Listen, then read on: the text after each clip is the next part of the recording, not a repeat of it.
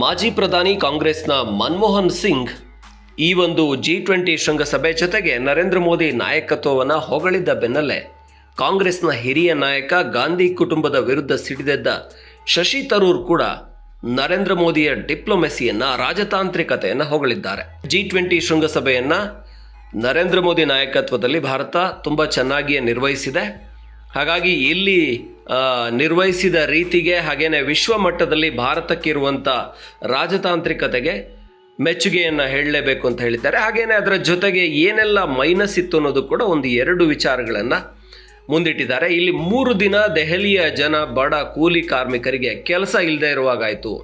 ಸಂಪೂರ್ಣ ದೆಹಲಿಯನ್ನು ಬಂದ್ ಸ್ಥಿತಿಯಲ್ಲಿಡಲಾಗಿತ್ತು, ಕರ್ಫ್ಯೂ ಸ್ಥಿತಿಯಲ್ಲಿಡಲಾಗಿತ್ತು. ಹಾಗಾಗಿ ದೆಹಲಿಯಲ್ಲಿ ಕೋಟಿಗಟ್ಟಲೆ ಜನ ದಿನಗೂಲಿ ಮಾಡ್ಕೊಂಡು ಬದುಕ್ತಾರೆ. ಅವರ 3 ದಿನದ ಬದುಕು ಏನಾಗಬೇಕು ಅನ್ನುವಂಥ ಪ್ರಶ್ನೆನ ಕೇಳಿದರು. ಹಾಗೆಯೇ ಇನ್ನೊಂದು ಇಲ್ಲಿ ಭಾಳ ಮುಖ್ಯವಾಗಿ ವಿರೋಧ ಪಕ್ಷಗಳನ್ನು ಎಲ್ಲೂ ಕೂಡ ಪರಿಗಣಿಸಲಿಲ್ಲ. ಇಲ್ಲಿ ವಿರೋಧ ಪಕ್ಷಗಳನ್ನು ಕರೆದಿಲ್ಲ ಅನ್ನುವಂಥದ್ದು ಕೂಡ ಅದರಲ್ಲಿ ಮುಖ್ಯವಾಗಿ ಅವರು ಕಾಂಗ್ರೆಸ್ ರೀತಿಯಲ್ಲೇ ಹೇಳಿದ್ದು. ಯಾಕಂದರೆ ಮುಖ್ಯಮಂತ್ರಿಗಳನ್ನು ಕರೆಯಲಾಗಿತ್ತು, ಸಿದ್ದರಾಮಯ್ಯನವರು ಹೋಗಿರಲಿಲ್ಲ, ನಿತೀಶ್ ಕುಮಾರ್ ಹೋಗಿದ್ದರು, ಬಿಹಾರದ ಮುಖ್ಯಮಂತ್ರಿ ಮಮತಾ ಬ್ಯಾನರ್ಜಿ ಕೂಡ ಹೋಗಿದ್ದರು. ಸೊ ಕೆಲವರು ಹೋಗಿದ್ದಾರೆ, ಕೆಲವರು ಹೋಗಿಲ್ಲ. ಕೆಲಸದ ಒತ್ತಡಗಳಿಂದ ಹೋಗಲೇಬೇಕನ್ನುವಂಥದ್ದು ಏನಿರಲ್ಲ, ಆಹ್ವಾನ ಇರುತ್ತೆ. ಹೀಗಿರುವಾಗ ವಿರೋಧ ಪಕ್ಷದ ನಾಯಕರನ್ನು, ಸದಸ್ಯರನ್ನು ಕರಿಬೇಕಾಗಿತ್ತು ಅನ್ನುವಂಥದ್ದು ಶಶಿ ತರೂರ್ ಅವರ ಅಂದರೆ ಈ ಒಂದು G20ಯಲ್ಲಿ ಇದು ಫೇಲ್ಯೂರ್, ಇದನ್ನು ಮಾಡಬೇಕಾಗಿತ್ತು ಅಂತ ಹೇಳಿದ್ದಾರೆ.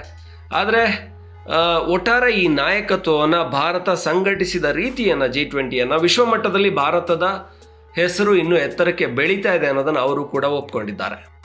Right until the G20 summit was being convened, the widespread expectation was there would be no agreement and that therefore a joint communique might not be possible. We might have to end up with a chairman's summary. The reason for that in particular, the main reason, was the big gulf between those who wanted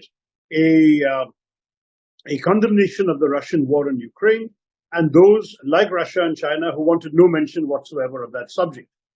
India was able to find a formula to bridge that gap, and that is a significant diplomatic achievement, because when there is a summit without a joint communique, it is always seen as a setback for the chairman.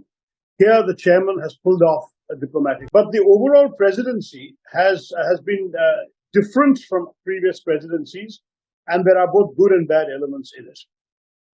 With the G20 summit itself, we saw 2 very disappointing developments.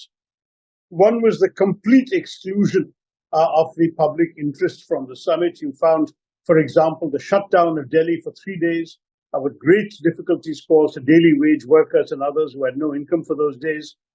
The attempt to hide poverty rather than to deal with the poor and assist them during this difficult time. This was really disappointing. The second negative in terms of the summit itself was the complete failure to accommodate the opposition. The same spirit of accommodation and conciliation that we saw in achieving the declaration was not extended in the domestic concept, in the domestic context, to Indians. The leader of the opposition was not invited. The opposition members of parliament were not invited, not even the members of the relevant parliamentary committees dealing with foreign affairs. Nobody was invited to any of the events, the receptions, or the dinner. And the result is that a democracy, a country that called itself the mother of democracy, was showcasing an event from which the democratic opposition was excluded. I thought that was very unfair.